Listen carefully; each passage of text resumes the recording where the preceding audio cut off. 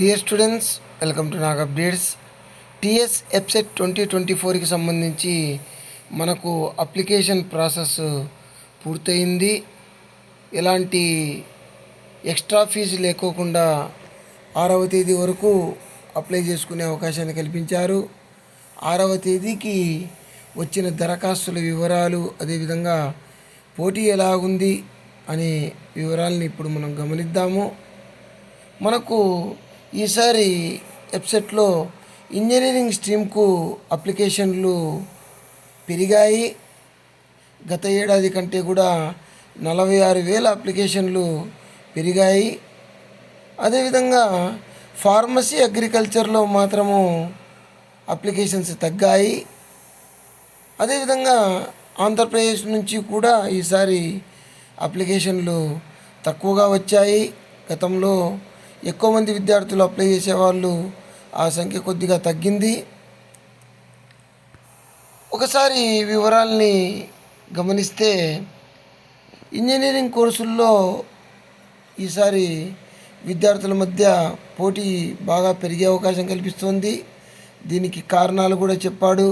ఇంజనీరింగ్ని పూర్తి చేసి ఎంఎస్ కోసము అమెరికా, కెనడా, ఆస్ట్రేలియా, సింగపూర్ లాంటి దేశాలకు తెలంగాణ విద్యార్థులు ఎక్కువగా వెళ్తున్నారు. అదేవిధంగా పీజీ కోర్సులు పూర్తి చేసిన తర్వాత విదేశాల్లో ఉపాధి అవకాశాలు ఉండడం వలన ఇంజనీరింగ్కు అప్లై చేసే విద్యార్థుల సంఖ్య పెరుగుతోందని చెప్తున్నారు. అదేవిధంగా తెలంగాణలో ఇంజనీరింగ్ పూర్తి చేసిన విద్యార్థులకు హైదరాబాదులో మంచి ఉద్యోగ అవకాశాలు రావడం కూడా ఒక కారణము. అక్కడ క్యాంపస్ ఇంటర్వ్యూస్ ఎక్కువగా రావడము, క్యాంపస్ ఎలక్షన్స్ ఎక్కువగా జరగడం వలన హైదరాబాద్లో ఇంజనీరింగ్ చదివేదానికి విద్యార్థులు ఎక్కువగా పోటీ పడుతున్నారు. అదేవిధంగా మనకు ఇంజనీరింగ్ ప్రవేశ పరీక్షకు గమనిస్తే 46,000 మంది విద్యార్థులు గత సంవత్సరం కంటే ఎక్కువగా దరఖాస్తు చేసుకున్నారు. ఇంకా కూడా మనకు ఫైన్తో దరఖాస్తు చేసుకునే అవకాశం ఉంది కాబట్టి ఈ సంఖ్య మరింతగా పెరగవచ్చు.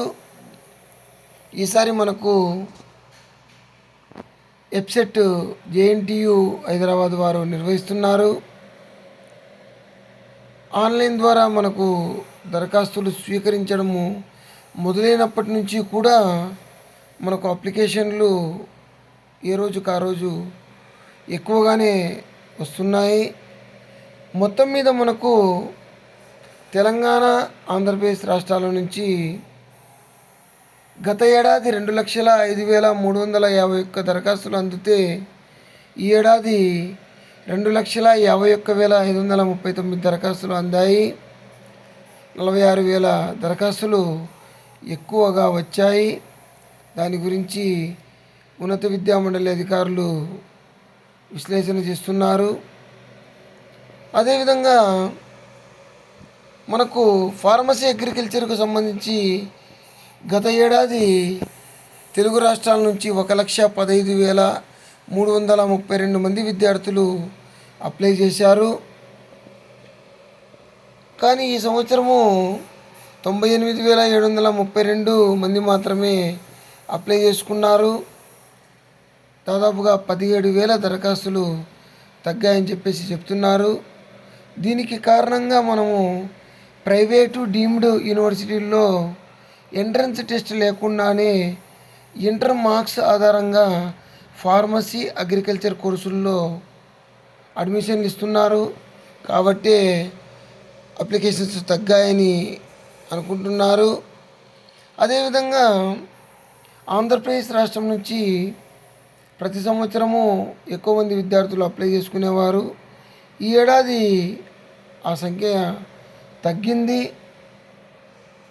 అది ఎందుకు తగ్గింది అని కూడా అధికారులు తెలుసుకుంటున్నారు. ఆంధ్రప్రదేశ్ నుంచి 11,940 అప్లికేషన్లు గత సంవత్సరంతో పోలిస్తే తగ్గాయి. అదేవిధంగా ఆంధ్రప్రదేశ్, ఇతర రాష్ట్రాల నుంచి 48,222 మంది విద్యార్థులు మాత్రమే అప్లై చేసుకున్నారు.